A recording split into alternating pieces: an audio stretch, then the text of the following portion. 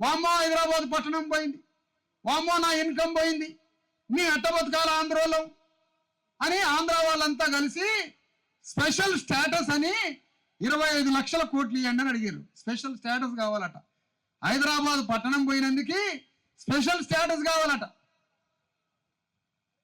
మరి special status Hyderabad పట్టణం పోయినందుకు అడుగుతున్నవే, మరి తెలంగాణలో 2,50,000 ఎకరాలున్న భూస్వాములున్న ఈ రాష్ట్రంలో, వేల ఎకరాల భూస్వాములున్న ఈ రాష్ట్రంలో, లక్షల కోట్ల రూపాయలు ఉన్నటువంటి ఈ తెలంగాణ రెడ్డి రావుల భూస్వామ్య వ్యవస్థలో తెలంగాణ రాష్ట్రాన్ని ఒక బౌండరీ గీసి తెలంగాణ రాజ్యాన్ని కేంద్ర ప్రభుత్వం సోనియా గాంధీ నాయకత్వంలో ప్రధాని మన్మోహన్ సింగ్ ప్రధానమంత్రిగా తెలంగాణ రాష్ట్రాన్ని డిమార్క్ చేసి పార్లమెంట్ లో తెలంగాణ బిల్లు పెట్టింది కదా ప్రధానమంత్రి మన్మోహన్ సింగ్ సోనియా గాంధీ.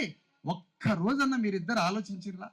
అరే తెలంగాణలో ఒక భూస్వాములున్న క్రూర మృగాలున్న ఈ రాష్ట్రంలో బీసీ ఎస్సీ ఎస్టీ అమాయకులు యుగాలుగా చొక్కా కూడా లేకుండా, తిండి లేకుండా, ప్రతి కులం నుంచి ఒక బానిస ఈ భూస్వాముల దగ్గర బతికినరే మన తాతలంతా. మరి తెలంగాణ రాజ్యం ఇస్తే ఈ రాజ్యం రెడ్డి రావుల ఆధీనంలోకి పోతే మళ్ళా ఇదే భూస్వాములు క్రూర మృగాల్లాగా ఈ బీసీ ఎస్సీ ఎస్టీ జనాన్ని పీక తింటారు కదా.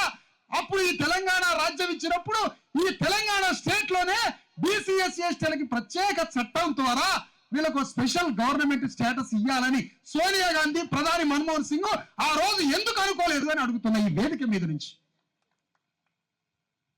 ఎందుకు అనుకోలే? ఎందుకంటే ఈ ప్రజల గురించి నువ్వు ఆలోచించలేవు కాబట్టి. ఆ రోజు నెహ్రూ ఏమన్నాడు? నెహ్రూ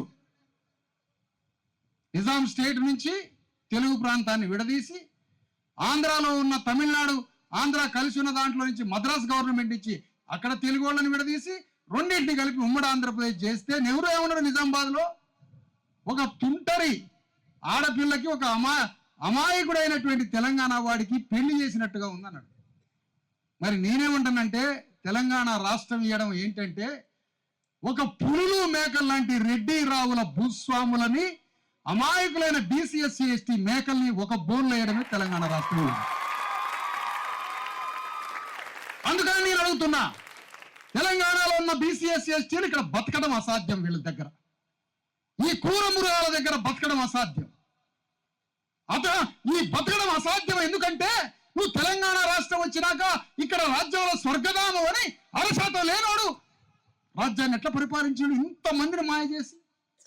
ఇంతమందిని మాయ చేసి తెలంగాణ రాష్ట్రంలో 4% లేని రెట్లు మళ్ళెట్లా రాజ్యానికి వచ్చారు అంటే మమ్మల్ని భయంకరమైనటువంటి మీ మాయ మాటలతో మోసం చేసి మీ క్రూర మృగాలైనటువంటి ఈ భూస్వామ్య ఆధిపత్య వర్గాల కింద మమ్మల్ని బానిసలు చేసి మీరు రాజ్యానికి వస్తున్నారు. మేమేమంటున్నామంటే పార్లమెంట్ ముందు ఒక చట్టాన్ని అడుగుతున్నాం. మాకు స్పెషల్ స్టేటస్ గవర్నమెంట్ కావాలి. ఏంటది? విద్యాశాఖ, ఎడ్యుకేషన్ డిపార్ట్మెంట్ మాకు ఇచ్చేయండి, మేము నడుపుకుంటాం. వైద్య శాఖ మాకు ఇచ్చేయండి, మేము నడుపుకుంటాం. చేతి నిండా పని, ఎంప్లాయ్మెంట్, ఉపాధి కార్మిక శాఖ మాకు ఇచ్చేయండి, నడుపుకుంటాం. మా గ్రామంలో మా స్కూల్లోకి నువ్వు రావు, రెడ్డి రావు రాడు, మేమే చదువుకోవాలి. అందులో మా హాస్పిటల్కి నువ్వు రావు, మా చేతి నిండకి పని ఇవ్వవు నువ్వు. మరి నీకెందుకు ఈ 3 శాఖలు? అందుకనే కేంద్ర పార్లమెంటు ముందు మన బీసీ ఎస్సీ ఎస్టీలంతా ఒక డిమాండ్ పెడదాం. ఏం డిమాండ్? Special status government. మాకు బీసీ ఎస్సీ ఎస్టీలకు స్పెషల్ గవర్నమెంట్, మాకే ఒక సపరేట్ గవర్నమెంట్ కావాలి. మాకు సపరేట్ గవర్నమెంట్ కావాలి. విధేయత గవర్నమెంటే అది. గ్రామ పంచాయతీ అంటే అదేమన్నా కేంద్ర ప్రభుత్వానికి అభిముఖమైన గవర్నమెంటా? కాదు కదా. బీసీ ఎస్సీ ఎస్టీలు అణగారిన వర్గాలు, పీడిత జాతులు, తెలంగాణ గుట్టలల్లో రాళ్ల మధ్యలో బతికి మంచుతోటి 4 పంటలు గుట్టలలో బంధించుకొని తిని బతికినటువంటి జాతులు మీ దగ్గర భూస్వాముల కింద బానిసలు మొన్నటి దాకా.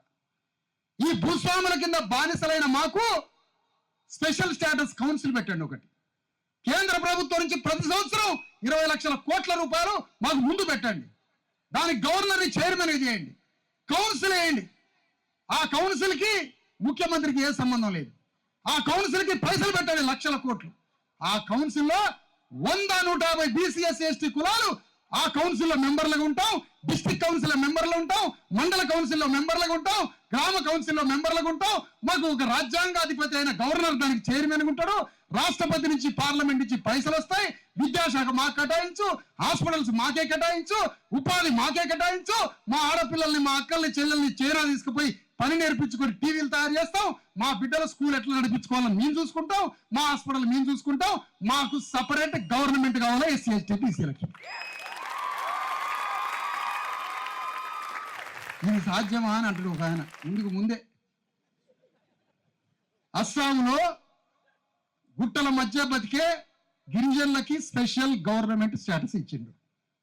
అస్సాంలో వాళ్ళ రాజ్యం కోసం పోరాడే క్రమంలో వాళ్ళని ఒక ప్రాంతాన్ని తయారు చేసి అక్కడ ఇచ్చారు కౌన్సిల్, గవర్నర్ చైర్మన్, అన్ని కులాలు, దాంట్లో పోరాడే కులాలకు సంబంధించిన కులాలంతా కౌన్సిల్ మెంబర్లు. వాళ్ళకి ఎడ్యుకేషన్ ఇచ్చిండ్రు, వైద్యాన్ని ఇచ్చిండ్రు, రోడ్లు వేసుకోమన్నారు. వాళ్ళకి సపరేట్ గిరిజన చట్టాలు ఉంటే కోర్టులు కూడా పెట్టిరు వాళ్ళకి సపరేట్గా.